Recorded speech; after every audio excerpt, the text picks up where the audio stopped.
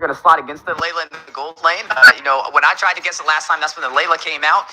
We don't know yet. As we're going to jump to the line, we'll definitely let you guys know. But nonetheless, we're up for a great match in today's first series of the day, stepping into the virtual arena. We are in the semifinals for Game of Futures 2024. We're going to be seeing the last Filipino team standing so far as Blacklist was knocked down. Will we be able to see AP Bren push on forth to the grand final, or will we see RQ Hossi rise to the occasion? Gonna be close. Is this how Bren defeats his former team? Right? Is it the Layla that we will see in this particular eventually overcomes AP Bren? We'll be able to find out. For now, I'm looking at the matchups in all of the lanes. First off, Clint versus Lane. He can win the laning stage just because of the passive, and I'm sure that Super Marco is pretty much able to be adept with that hero. Now we're looking at the other end. It's Paquito going up against the CC. Now this is like very tricky. It still is matchup based, but I gotta say it's probably is CC favored in a way that it's easier for the CC to duel against the Paquito. It's not a win per se, but it's much easier for that one. But now Few. Yeah, it's going to rush in a little bit of damage in the mid lane. I love how you kind of broke down some of these matchups, right? I mean, when we're looking at the Layla, we know it's a really late game, a damage dealer that can close the game out if you let her kind of get those items. And also, I always like to call it a glass game, right? Very squishy in the beginning, easy to kill if you can dive. And that should be a focus for AP Bren if they do want to shut down Skylar, because, I mean, we all seen how this played out before, right? So can AP Bren be the difference and not have the same thing happen to them? As you are seeing a big flash in the mid lane, not able to connect with the Abysm Strike, but some early aggression from RQ Hossi. We haven't really talked much about this Dyrath, but I do like this pickup. Third pick coming up from RQ Hossi. After the Baksha was already revealed, they're confident enough to go for the jungle Dyrath, which we know is a direct answer to the Baksha, right? So it has enough burst to counteract the sustainment you can get from the Baksha, and there's no hero from AP Bren, even the Ruby, that can stay in front of that Dyrath. Yeah, speaking of staying in front of things, everybody fight it out in front of the turtle. It does get reset. Netherrealm activated over there, trying to keep the team alive. Few being able to proc it. Ogwin will find Irad, though. Does take down the Dyrath we were just talking about, meaning RQ Hossi will not have the retribution, and the first objective will go to AP Bren. I see AP Bren, after the vengeance was popped from Banana, immediately they dropped it like it's a very hot plate.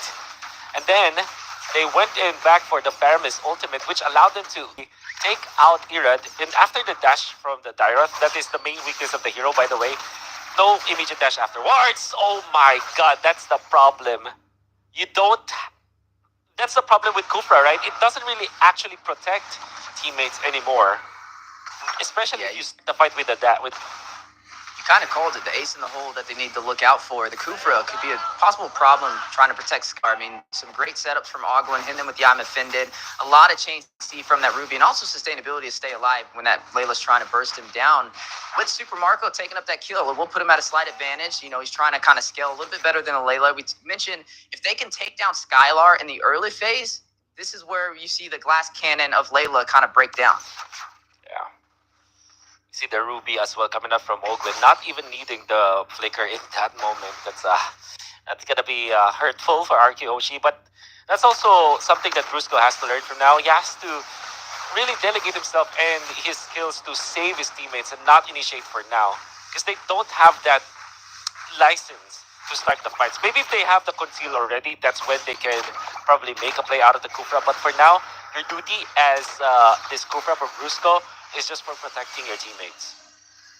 Yeah, and I mean, speaking of protecting teammates, I mean, we did see it go to a 30-minute game the last time RQ Hossi had the Layla. So even though they were kind of getting a lot of objectives taken from them and having a hard time, they were able to still sustain themselves until Skylar had all of those items necessary. And then he was able to get the game winner to close out the game. So AP Bren, even though they have the slight advantage, 2 kills up, we need to see them kind of close it out. That's where Deus Foots kind of struggled up against the Layla.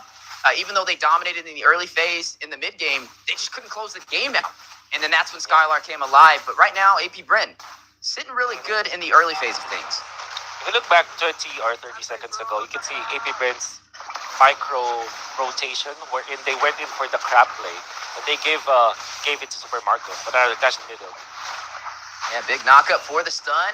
Hitting Kyle Teasy and Few, forcing out the Nether Realm, keeping the team alive. Abysm Strike, not going to deal the damage Irad was looking for. And back to the purple buff he goes. Vengeance proc by Banana. Very low, will disengage into the mid lane. And that's actually what Brusco needs to be doing. Imagine if he initiated first, he couldn't have defended his teammates. However, Irad wanted to go for the play when there is still the Fire Mist ultimate. And unfortunately for RQ Hoshi, this is the power spike for AP Bread. When you have the backshot at the first turtle, it's gonna be great. Ooh. Speaking of things that are great, massive damage. Destruction Rush able to connect onto Ogwen from Skylar. You're already seeing how heavy of a hitter that Layla can be. Irad trying to close the distance. Abysm Strike onto Super Marco, but now hit with the stun. Kyle Teasy hiding the damage, slowing him down, trying to get a pick off. Down he goes. Few will take down Irad on the aggressive back lane play, and that'll be 3 kills on the board for AP Brent. Oh man, Irad just overheating up top. You'll understand why he went for that play. He knows that Super Marco is there, but Ogwen, even with just a quarter HP or even less, he went for the heads-up play to stun Irad so that Super Marco will be able to attack for a bit, maybe lifesteal a bit, get out into safety, and then Kyle Teasy jumped into the fray. That one weird interaction is that Brusco didn't immediately jump with the Tyrant's Revenge. He waited for far too long, and that might have been the reason why Irad actually not survived that. Because he's already in range, right, to stop his teammate, but that costed them a death on Irad. So sometimes those trade-offs, even if you maybe sacrifice your life as the Kufra, you're gonna be way better off if Irad survived that play. So that is something that really is gonna be the dilemma for RQ Hoshi. Speaking of dilemmas, we kind of talked about earlier in the draft things AP Bren could do to shut down RQ Hoshi, and it was definitely putting some discomfort in the gold lane and the XP lane, taking down Skylar, taking Banana.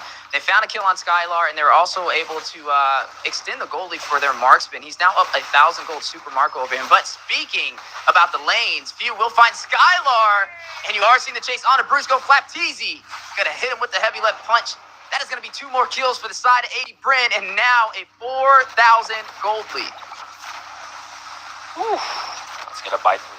And even Octa has to run away for now. And they're going to be going for the turtle. I think this is AP Bren's. Oh, Irad! Okay, never mind. Okay, the mechanic. Working on it. Yeah, I would say, while they got the turtle on the bot side, though, you did see Flap Teasy take that tier 2 turret. So they have map control for the side AP Bren and also a great gold lead. Even though they didn't claim that the turtle, I would still say overall that's a better trade for them, which is how far ahead they are for RQ Hoshi. They need to start translating some of these objectives in their favor, right? Maybe opening up the map would be a great start, because I don't know if AP Bren's the type of team that's going to let them take it to a 30-minute game like Day is Full. Yeah, AP Bren is known to go for the, like in the movies, go for the head. Shouldn't have aimed for that. That's definitely what AP Bren is trying to do almost all the time, especially the way that they're drafting. And then you really have to commend AP Bren from their previous rotations. Like every rotation, be it micro or macro rotation, benefits the team in general. Like for example, what I said earlier, when they went in for the play up top for Super Marco to give him the gold wrap. That's that looks like a small play, but if you compound all of those plays all together, you can see AP Bren really just dominating the map afterwards. Then after this before the turtle fight, they moved in a way that they were able to poke RQ Hoshi, they were able to poke Octa. Then that meant that they can push easily. Another play.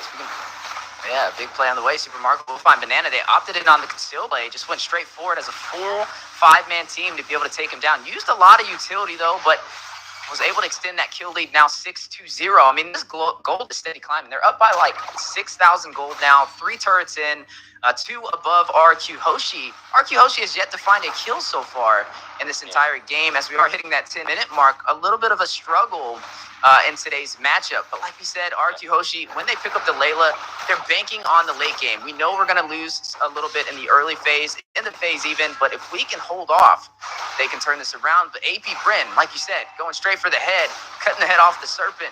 What they're looking to do, trying to shut him down. You are going to see big setup, though. Banana taking the half HP. Kyle Teasy going in for the kill. Flap Teasy joining him. will take him down. Netherrealm to keep AP Bren alive. Flapteezy will find Irad with heavy left punch. Two members falling for RQ Hoshi, and the Lord Pit has been controlled by AP Bren. But can we see RQ Hoshi turn this around? No. Looks like they are going to have to disengage. They don't have the numbers. They don't have the damage. And they're also too far behind in the economy. It can now be proven that AP Bren is the tournament's tempo controller. Oh, Brusco with a play. Rushes in on the Skylar. Flapteezy did it! The dynamic duo in effect. Brusco very low, makes his way into the tier 2 turret, which may open up the opportunity for Ogwin to try and push in. But you are seeing Octa over there. Both teams fighting out. Yeah. Now going over to that purple buff for a slight invasion. Man, overall, such a great game for AP Bren. RQ Hoshi, what do they do to turn this around? Well, they have to regain the tempo at the very least. Second, if they can't do that, the only other option here is to just survive this mid game. Just make sure that you don't lose your base. Maybe try to win when everyone is locked for 3 minutes. But that's very difficult to do. Yeah, definitely going to be a challenge. Destruction Rush going out from Skylar, trying to clear those minions. Not even enough damage to do that. Down goes the tier 2 turret in the mid lane. And now you're looking at RRQ Hossi stripped down to their inhibitors. Yeah. Going to be difficult now for RQ Hoshi for sure. I gotta say, there was this play that AP Bren did again in the mid lane where Super Marco looked to be alone in the mid lane when he's pushing. But already Flapteezy is pushing he's already positioned in that bush near the mid lane. So that left side of the turret. That's why even after the initiation coming up from Brusco with the Flicker Tyrant's Revenge, and we know that Octa is there for damage, AP Bren was prepared. This tells us that whatever AP Bren is doing, they're doing the buddy system, or at the very least, they're making a macro play for it. In that specific case, like look at the bush that Counties is holding. And if somebody shows himself in the mid lane, it's an ambush, right? So nobody from AP Bren is ever alone. They will not make the play that looks like they're isolated. This is championship caliber team that you're seeing. They have plans every time that they're trying to move. And this is kind of looking similar to the game with Deus Volt up against RQ Hoshi when RQ Hoshi picked up the Layla of Skylar. And the problem was Deus Volt was not able to close the game out, even with this massive boost in the economy and the objectives overall on the map. But AP Bren letting the world know, hey, we are the champions, and we planned to let it stay that way. As they are going to go in with the concealed play, Kyle TZ initiating onto RQ Hoshi. A double stun. Black TZ will find Irad, one member falling. And it looks like RQ Hoshi will be forced back into the base. AP Bren in total control. Wow. 10-0. And the grip is not loosening at all. You see RQ Hoshi being desperate for farm. They're trying to do everything that they can just to get the farm. And all things considered, Irad might have gone for the only play possible. Yeah, obviously he died, but then again, AP Bren knew exactly that will happen. And now Lord Fight, no retribution for RQ Hoshi. Yeah, Brusco winding up, decides to hit a quick 180.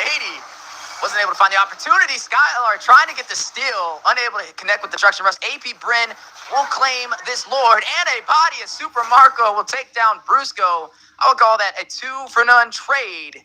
And right now, we haven't seen RQ Hoshi really take any objectives, no kills.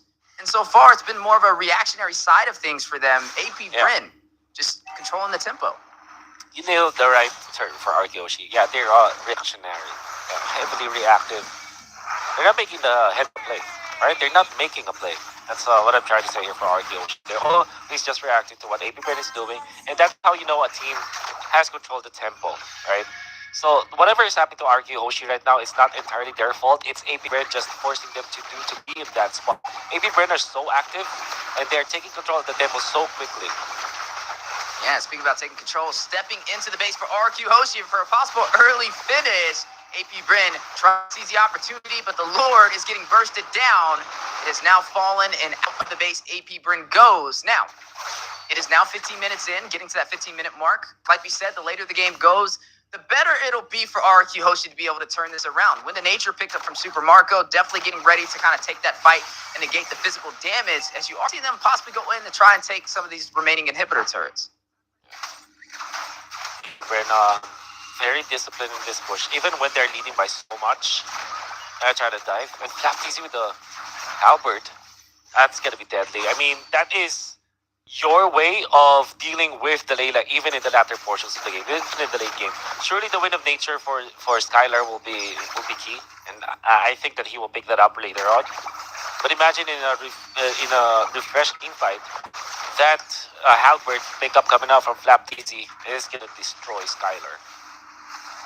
Yeah, it's going to be very hard, right, for the side of RQ Hoshi to turn this around. I mean, Brusco, up to a rough start, not really able to find the opportunities for the sets he was looking for. And it's going to be a challenge, especially going up against Ogwin on this Ruby. I mean, even if he tries to hit a Tyrant's Revenge or Tyrant's Rage, for a group setup, I mean, Ogwin just has to provide a little bit of chain CC to kind of stop him in his tracks.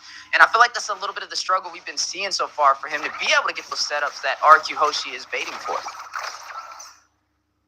Yeah, kind of. Coming up of ways for RQ Hoshi to come back from this game. The number one option, obviously, is just to rely on the late game of Layla, which is honestly not a bad idea if you think about it. I mean, that's their only way. There's really no other way for them to win this game apart from really depend on Skylar and his immense amount of damage in the late game. So how do they get to that point? My magic number is 23 minutes, where everybody's just farmed out.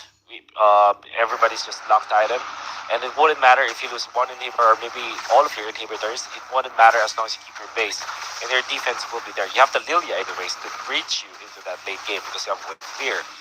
Then again, will AP Bren allow that? Because so far, AP Bren, they have now the luxury to go for Banana.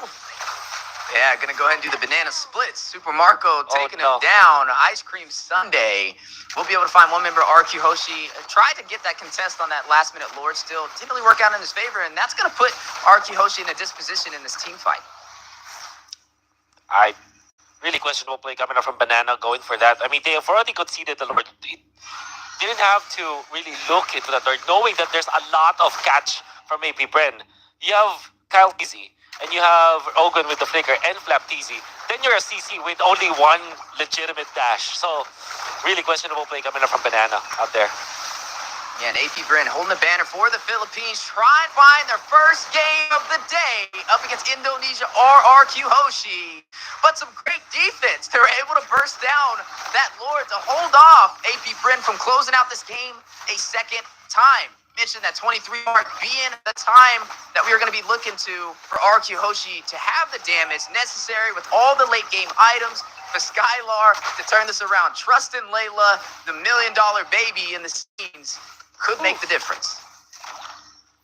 Maybe we're going to be disciplined once more. I want to keep this 12-0 love set as much as possible, and you'll understand why. RQ Hoshi going to have to really commend their defense, even when it was 4v5. They were able to keep Skylar safe. That's always going to be the case. And like I said, the Lilia is the bridge for them to get into the late game. You can set up your bombs. But now, Kautizi wants to fight. Oh my God. Octa very low, trying to get away. Use the black shoes. Ogwin on the chase, but a massive damage output. Another one going down. Super Marco will find Brusco. Few takes down Octa. Two members down from the side of RRQ Hoshi. Make that a third as Super Marco gets another. Is going to go ahead and shut down Irad, leaving Skylar and Banana, the side laners who've been dealing so much damage in Game of Futures 2024 by themselves. Bren, Kyle Tazy will shut down the $1 million baby. Skylar will fall. Banana trying to get away, but running the wrong direction. Looks like he won't be able to contest. They're just going to let him get out of there. He's not going to be able to recall back through. Still will get the kill, and of RQ Hoshi, AP Bren takes game number 1.